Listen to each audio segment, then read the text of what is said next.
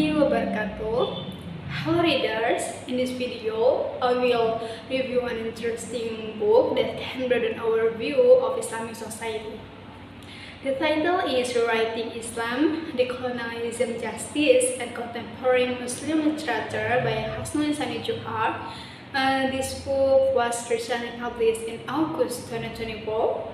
This book invites us to look at Islam from a more contemporary and critical perspective and carries a big idea about how we can reinterpret Islamic teachings in this modern era.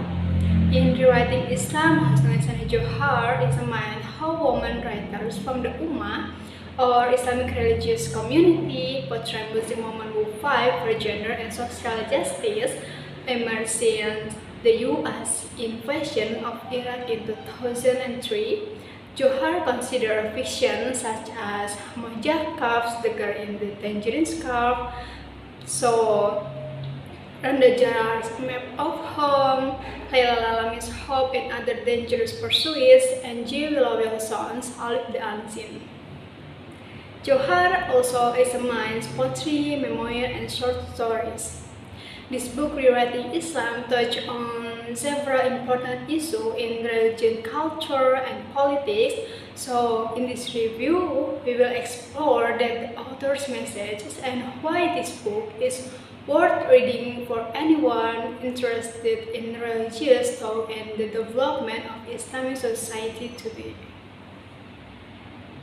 So, before getting into the core of the book's discussion, we need to first understand the concept raised by the author, namely Rewriting Islam.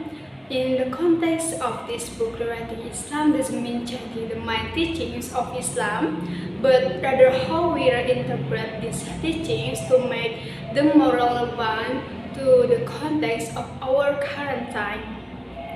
Hasnul Insani Djohar showed that Islam is a living and dynamic religion. It must be able to evolve in accordance with the social, political, and cultural changes that occur.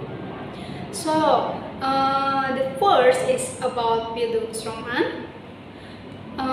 In this quote, I agree with what Djohar said. I think Hadra's attitude of showing herself and someone who can maintain her religious and cultural identity can be emulated by us as a Muslim who later intend to immigrate to Western countries. Even though she took off her hijab during the job interview, she was able to balance her Islamic traditions and the demands of the workplace, so she decided to wear the hijab. If you understand this show, the challenges faced by Muslims who want to remain faithful to Islamic values while in the Western countries, Hadra teaches us that personal integrity and professionalism need not conflict, and that cultural identity can be maintained without compromising success. Okay, the second is about Muslim cultures and food cultures. In this quote, I agree with Djohar's view that food like maglobo and baklava are used to counter Orientalist and Eurocentric views. Here, Diana gives a message about the concept of melting pot, which often only emphasizes white Anglo-American culture, to maglobo pot, which is considered to symbolize diversity. Do you know about maglobo? Maglobo is a typical Arabic dish consisting of a mixture of rice, vegetables, and meat. Because this dish is made of various ingredients, we can describe it as different cultures or diverse cultures. Here, Djohar has highlighted that Diana has shown that cultural identity is diverse and not just one cultural identity.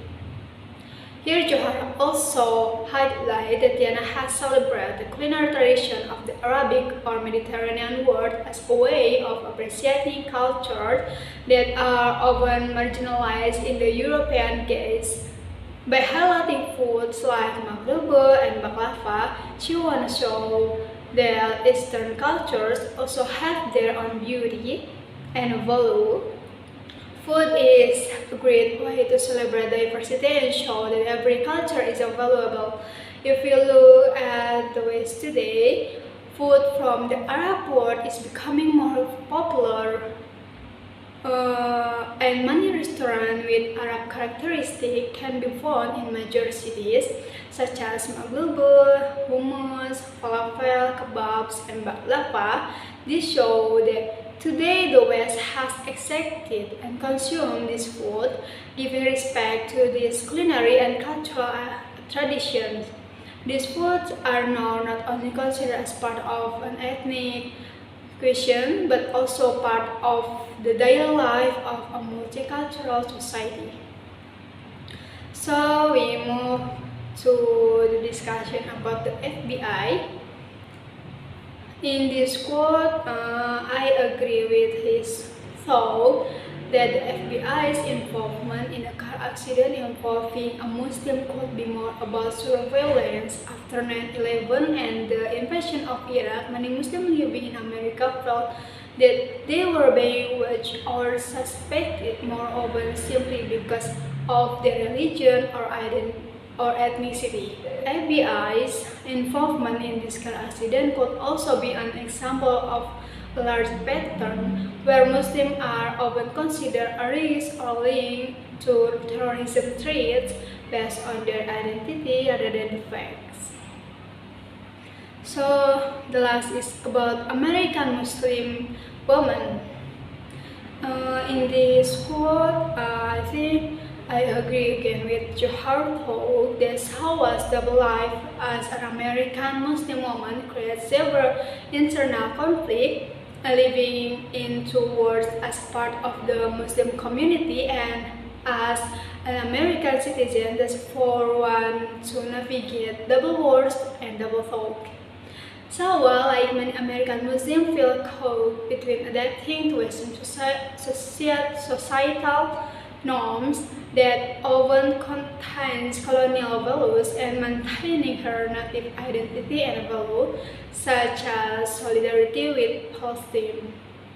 Since 9/11, many Muslims in America have experienced extensive surveillance, discrimination, and stereotyping. Forcing them to live with two identities, they often have to hide their religious beliefs or conform to be accepted in a society that is suspicious of them. This creates deep social and psychological trauma as they must choose between adapting to oppressive norms or maintaining their original identity.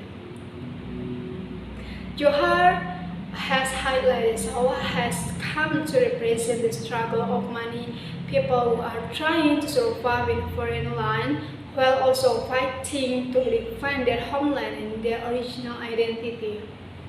So, the overall Rewriting Islam is a very interesting book and must read, especially for those who are interested in digging deeper into how Islam can be practiced in a more relevant, inclusive, and humanist way amid the challenge of modern times. This book invites us not to be trapped in narrow or conservative thinking, but to always see the essence of the universal and compassionate teachings of Islam. Thank you for watching this book review. Hopefully what I have said can provide a clear picture of the contents of the book Rewriting Islam and inspire you to read and reflect on the thought in it. Don't forget to buy the book and read it. Then see how your view on things change after reading it. Okay? See you.